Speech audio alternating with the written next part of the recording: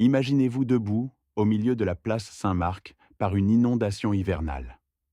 L'eau monte lentement autour de vos bottes, froide et sombre, rampant le long des marches de marbre antiques de la basilique, comme si la mer elle-même reprenait ce qui lui a toujours appartenu. Les pigeons ont disparu. Les touristes ont fui.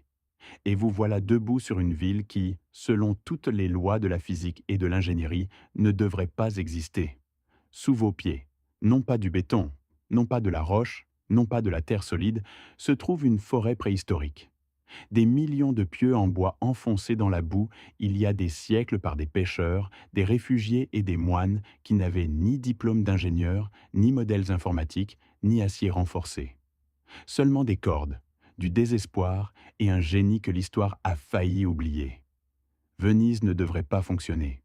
Et pourtant, depuis plus de 1000 ans, elle fonctionne. Alors qu'est-ce qui la soutient vraiment? La réponse est plus étrange, plus belle et plus terrifiante que vous ne pourriez le croire. L'histoire de Venise ne commence pas avec des architectes ou des empereurs. Elle commence avec la panique. Au 5e et 6e siècle après Jésus-Christ, des vagues barbares ont déferlé sur le nord de l'Italie comme une marée lente et catastrophique. Les Huns, les Wisigoths, les Lombardes, l'un après l'autre, ils ont traversé les villes du continent, brûlant, conquérant, déplaçant des civilisations entières. Les gens qui ont fui n'avaient pas le luxe de choisir de bonnes terres. Ils ont couru vers l'eau, ils ont couru vers la lagune. Ce qu'ils y trouvèrent était à peine de la terre. La lagune vénitienne est un monde plat, saumâtre et mouvant, ni pleinement mer, ni pleinement terre. Un labyrinthe d'îles marécageuses, de chenaux de marée et de vasières si molles que, comme le rapportèrent les chroniqueurs anciens, un homme qui y posait le pied s'enfonçait jusqu'à la taille. Il n'y poussait aucun arbre assez grand pour construire. Il n'y avait pas de pierre sous la surface. Il n'y avait que de la boue, de l'eau, du sel et de la peur. Et pourtant, d'une certaine façon, ils y ont bâti une civilisation. Les tout premiers Vénitiens ne construisaient pas. Ils flottaient. Ils vivaient sur des radeaux, dans des huttes de roseaux sur pilotis, se déplaçant avec les marées comme des nomades aquatiques. Mais la survie a une façon de forcer l'innovation. Et lentement, génération après génération, ces réfugiés apeurés sont devenus les ingénieurs urbains les plus sophistiqués que le monde médiéval ait jamais connus. Le génie a commencé sous terre, ou plutôt en dessous du sous-sol. Sous la boue de la lagune vénitienne se trouve une couche d'argile particulièrement dense et comprimée. Un accident géologique qui allait devenir le salut d'une ville. Les Vénitiens ont découvert, au fil de siècles d'essais et d'erreurs désespérées, que si l'on enfonçait un pieu en bois assez profondément, au-delà de la boue molle, au-delà du limon, jusqu'à cette argile comprimée, quelque chose de remarquable se produisait. Le pieu s'arrêtait. Il tenait. Et si on l'isolait de l'air, si on le maintenait en permanence immergé, il ne pourrissait pas. Il se transformait en pierre. Les premiers Vénitiens ne connaissaient pas la chimie, mais ils en comprenaient le résultat. Et c'est ainsi qu'ils ont enfoncé des pieux. Des millions et des millions de pieux. Les historiens estiment que sous la ville de Venise reposent aujourd'hui plus de 10 millions de pieux en bois. Le bois provenait des forêts de Slovénie, de Croatie et des côtes orientales de l'Adriatique, des forêts anciennes entières abattues, écorcées et transportées par la mer. Les troncs étaient généralement en aulne et en chêne, choisis pour leur densité et leur résilience. Ils étaient enfoncés dans le sol à la main, à l'aide de sonnettes primitives, de lourds poids hissés et lâchés encore et encore dans un rythme tonnant et répétitif, qui a dû résonner dans la lagune pendant des siècles. Chaque pieu mesurait entre 10 et 25 cm de diamètre et s'enfonçait entre 1 et 3 mètres et demi dans l'argile en dessous. Les bâtisseurs les serraient à raison d'environ 9 pieux par mètre carré. Une densité si extrême que la forêt invisible sous la ville devenait, en pratique, une seule plateforme continue de bois comprimé. Et ces pieux sont encore là, en ce moment même. Sous le pont du Rialto, sous le palais des Doges, sous les fondations de 1000 palais, d'églises et de maisons modestes, cette antique forêt immergée se dresse comme elle s'est dressée pendant des siècles, durcie jusqu'à ressembler à de la pierre, soutenant tout dans un silence si complet qu'on pourrait presque oublier qu'elle existe. Au-dessus des pieux vinrent les plateformes. Les Vénitiens posèrent d'épaisses poutres de bois sur le sommet de leurs pieux, créant une sorte de radeau, une base flottante qui répartissait le poids des structures au-dessus sur tout le champ de pieux en dessous. C'était la deuxième couche de leur système d'ingénierie extraordinaire, et elle résolvait un problème qui hante encore les bâtisseurs aujourd'hui, le tassement différentiel. Mais le bois, même pétrifié, a ses limites. Au-dessus des plateformes en bois, les Vénitiens ajoutèrent une autre couche, la pierre. Plus précisément, la pierre d'Istrie, un calcaire dense et blanc extrait de la péninsule istrienne, de l'autre côté de l'Adriatique. Ce matériau est devenu la pierre angulaire de l'identité de Venise. Il est exceptionnellement dur. Il résiste fortement aux effets érosifs de l'eau salée et de l'air marin. Et il possède une capacité presque magique à résister aux cycles de gel et dégel qui détruisent d'autres pierres dans les climats plus humides. Les Vénitiens l'utilisaient pour leurs fondations, les appuis de leurs ponts, leurs portes et leurs seuils, partout où le contact entre la structure et l'environnement était le plus sévère. Au-dessus de la pierre d'Istrie vint la brique. Le choix de la brique plutôt que de la pierre pour les corps principaux des bâtiments n'était pas esthétique, c'était de l'ingénierie. La brique est plus légère que la pierre. Un bâtiment plus léger exerce moins de contraintes sur les fondations en dessous. Et dans une ville où chaque kilogramme compte, où le sol lui-même n'est soutenu que par du bois ancien et de la boue comprimée, économiser du poids était une obsession. Les briques vénitiennes étaient également cuites à des températures inhabituellement élevées, créant un produit plus dur et plus dense qui résistait à la pénétration de l'humidité. Le résultat fut un système en couches d'une élégance extraordinaire. Des pieux en bois dans l'argile, des plateformes en bois sur les pieux, de la pierre d'Istrie sur les plateformes, de la brique sur la pierre, puis, s'élançant vers la lumière, le marbre, la mosaïque et la splendeur dorée de la ville que le monde voit réellement. La plus grande partie de Venise est cachée. La partie que vous voyez est presque accessoire. Il y a autre chose d'enfoui sous Venise que la plupart des visiteurs n'imaginent jamais. De l'eau douce. Au milieu d'une lagune d'eau salée, entourée par la mer de tous côtés, la ville disposait d'une eau potable propre et fraîche. Non pas importée, non pas transportée à grands frais depuis le continent, mais collectée là même, depuis le ciel. Les Vénitiens ont construit des milliers de citernes souterraines réparties sur les 118 îles de la ville. Chacune était une merveille d'ingénierie passive. Un puits doublé d'argile, avec un puits central en pierre poreuse, rempli entre les deux avec du sable fin. Quand la pluie tombait sur les places environnantes, les campis de Venise, elle s'écoulait à travers le pavé, filtrait à travers le sable, se purifiait et s'accumulait dans le puits central d'où on pouvait la puiser. Mais Venise n'a jamais été seulement une solution à un problème d'ingénierie. C'était un empire. Au XIe siècle, la ville qui avait commencé comme un rassemblement de réfugiés sur des îles boueuses était devenue le carrefour commercial du monde connu. Sel, épices, soie, verre. Les marchands vénitiens contrôlaient les routes commerciales reliant l'Orient et l'Occident. À son apogée, la République de Venise commandait plus de 3000 navires et maintenait des ports dans toute la Méditerranée.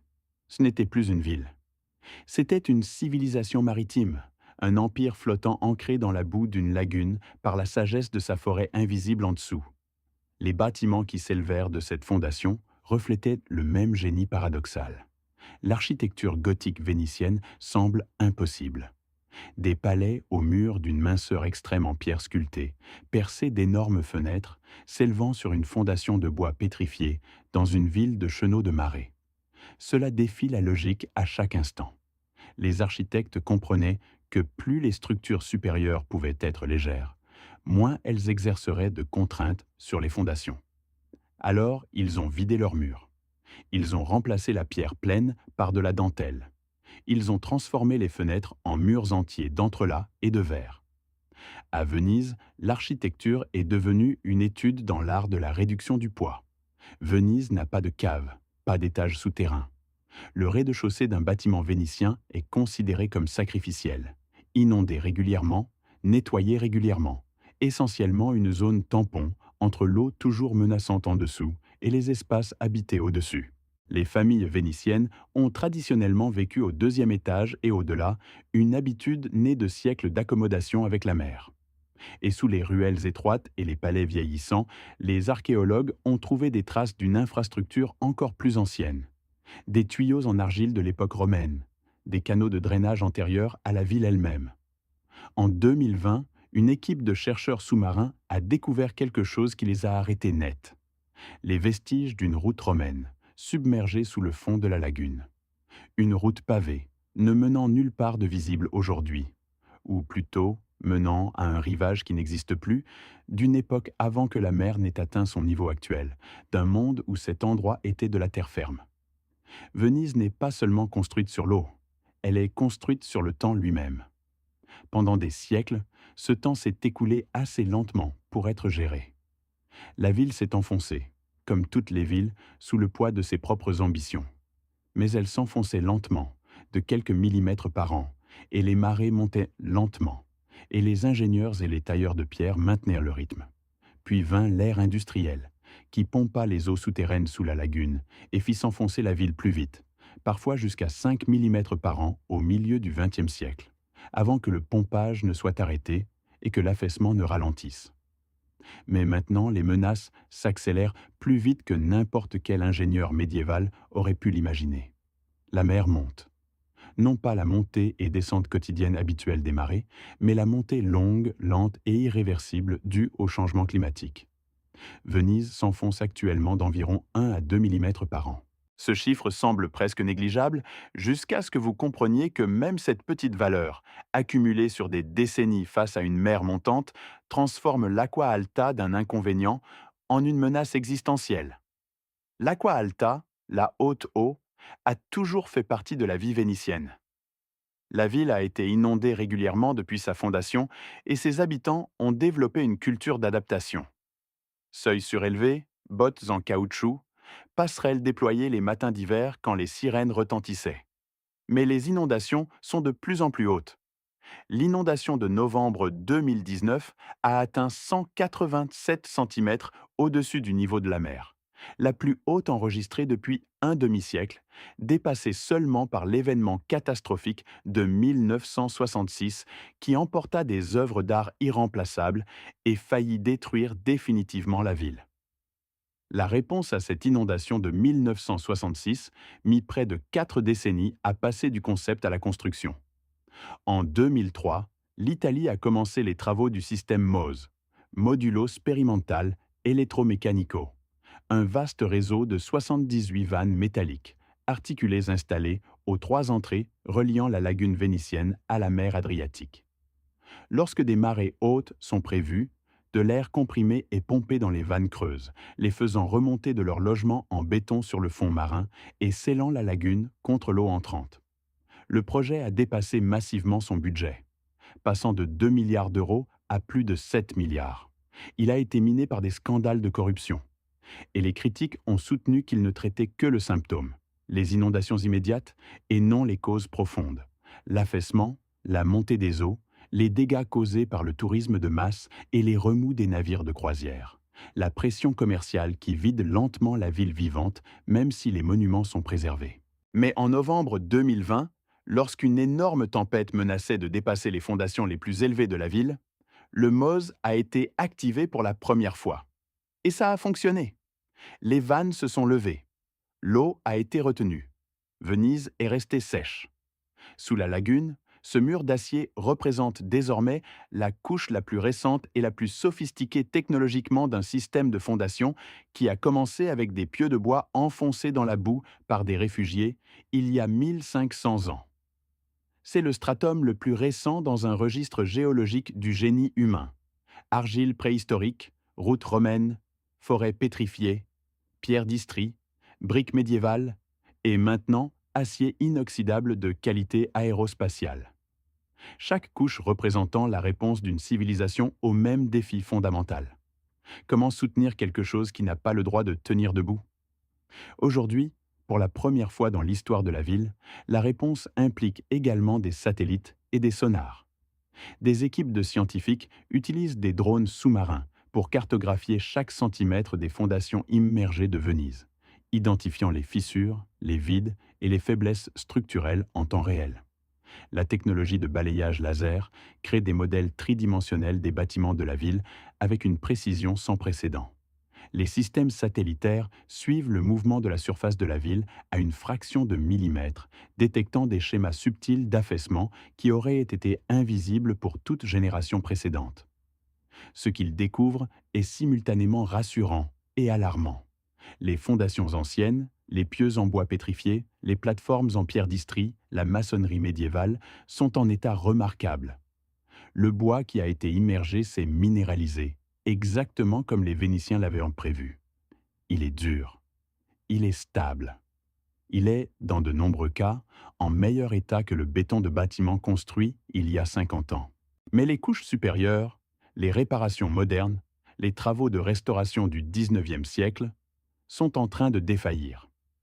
Le ciment Portland, introduit dans la restauration vénitienne à la fin du 19e siècle, ne respire pas comme le faisaient les mortiers de chaux originaux. Il retient l'humidité. Il se fissure. Il corrode les barres de renforcement en fer ajouté pour consolider les structures affaiblies. Et à mesure que ces barres rouillent et se dilatent, elles fracturent la pierre ancienne de l'intérieur. Les bâtiments ne sont pas détruits par l'eau de l'extérieur. Ils sont détruits par les réparations bien intentionnées qui leur ont été introduites de l'intérieur. C'est peut-être la découverte la plus humiliante que la science moderne ait faite sur Venise. L'ancien système fonctionnait parce qu'il était conçu comme un tout unifié, du bois qui se minéralise dans l'eau, de la pierre qui résiste au sel, du mortier qui respire et fléchit, des briques assez légères pour minimiser les contraintes sur les fondations. Quand on introduit des éléments étrangers, on perturbe un système qui avait atteint un équilibre au fil des siècles.